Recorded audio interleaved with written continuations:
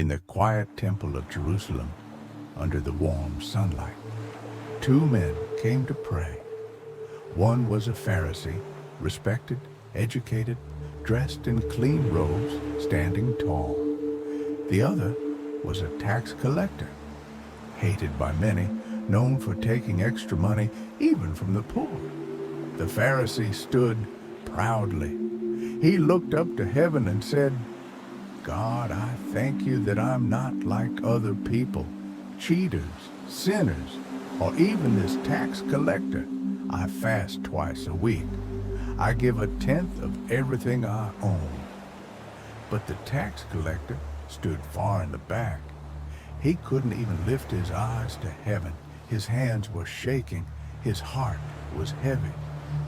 He beat his chest and whispered, "God, have mercy on me. I am a sinner." His tears spoke more than any fancy words. There was no pride in his voice, only a broken heart longing for God to heal him. And then God looked at him and forgave him. Because Jesus said, "I tell you, this man went home forgiven, not the other." For those who lift themselves up will be brought low, but those who humble themselves will be lifted up. David was a great king, a man after God's own heart. But even great men can fall. One evening, David saw a woman named Bathsheba. She was beautiful and married. Still, David sent for her, and when she became pregnant, he tried to cover it up. When that failed, he ordered her husband Uriah to be sent to the front lines of battle, where he was killed. David thought it was over, but God saw everything. One day, the prophet Nathan came to David. He told him a story about a rich man who stole a poor man's only lamb. David was angry. That man must be punished. Then Nathan looked David in the eyes and said, "You are that man." David's heart broke. He realized the weight of what he had done, not just against Uriah or Bathsheba, but against God. He didn't try to defend himself. He didn't make excuses. He fell to his knees and cried, "I have sinned against the Lord." And later, he wrote a song, a prayer of deep sorrow. "Have mercy on me, O God, according to your unfailing love. Blot out my sins. Wash me clean. Create in me a pure heart, O God, and renew a right spirit within me." Peter was one of Jesus' closest friends. He had seen miracles, walked on water, said he would die for Jesus if needed. But on the night Jesus was arrested, everything changed. While Jesus was being taken to the high priest's house, Peter followed from a distance. It was cold. People were gathered around a fire. Peter joined them, trying to stay unnoticed. But then a servant girl looked at him closely. "Aren't you one of his followers?" she asked.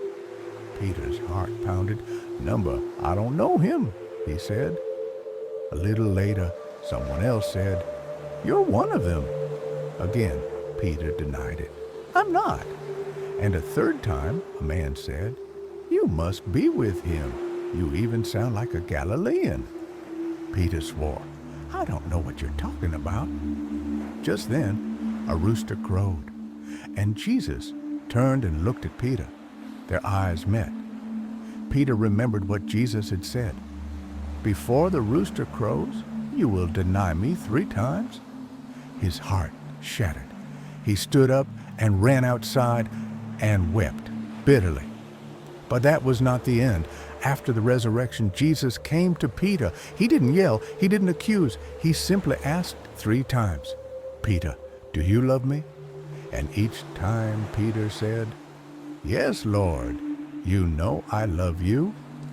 Jesus said, "Feed my sheep." He restored Peter with love. There was once a man with 2 sons. The younger one came to him and said, "Father, give me my part of the inheritance now." The father gave it to him, though it hurt, and not long after, the son left. He went far away. He spent all the money on wild living, parties, pleasure, people who only stayed while the money lasted. And then a famine came. He had nothing, no friends, no food, no dignity. He got a job feeding pigs. He was so hungry, he wanted to eat their food.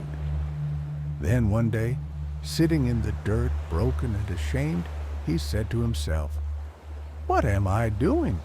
Even my father's servants have food. I'll go back home. I'll tell him, 'Father, I've sinned against heaven and against you. I'm not worthy to be your son. Just let me be a servant.'" So he got up and walked back. But while he was still far away, his father saw him. He ran. He didn't wait. He didn't ask for explanations.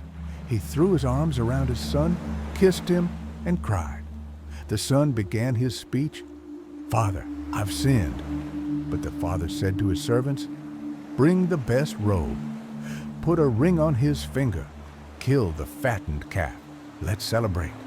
My son was dead and is alive again. He was lost and now is found." Early in the morning, Jesus was teaching in the temple. Crowds had gathered to listen. But suddenly, noise, shouts, and angry voices. The Pharisees and teachers of the law pushed through the crowd, dragging a woman. They threw her in front of Jesus. "Teacher," they said, "this woman was caught in the act of adultery. The law says to stone her. What do you say?" It was a trap. They didn't care about the woman. They wanted to trap Jesus with his own words. But Jesus, he bent down and started writing in the dirt with his finger. Silence. They pressed him again. "Well, what should we do with her?" Jesus stood up and said just one sentence. "Let the one among you who has never sinned throw the first stone." And then he stooped down again and kept writing. One by one the accusers left, starting from the oldest, until no one was left, just Jesus and the woman. He stood up and looked at her gently. "Woman, where are your accusers?" She looked around. "No one, Lord." And Jesus said, "Then neither do I condemn you. Go and sin no more." Jesus was passing through Jericho. The streets were packed. People had heard he was coming. They lined up, hoping to catch a glimpse. There was a man named Zacchaeus. He was rich. He was the chief tax collector, hated by many, known as a traitor, a thief. But something was stirring in his heart. He wanted to see Jesus, but he was short, and the crowd was tall. So he did something strange for a rich man. He ran ahead and climbed a sycamore tree. Then Jesus came. He stopped.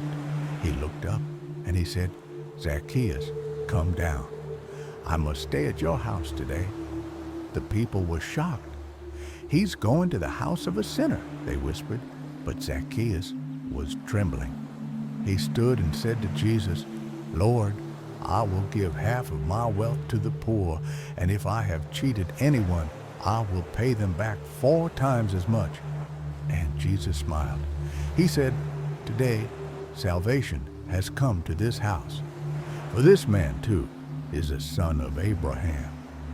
For the Son of Man came to seek and to save the lost." Jesus was on the cross. One criminal was hanging beside him on the left, another on the right. One of them mocked Jesus. "If you're really the Christ, save yourself and us." But the other rebuked him. "Don't you fear God? We are getting what we deserve, but this man has done nothing wrong." Then turning his head toward Jesus, he said, "Jesus, remember me when you come into your kingdom." And Jesus looked at him with love and certainty and said, Truly I tell you, today you will be with me in paradise.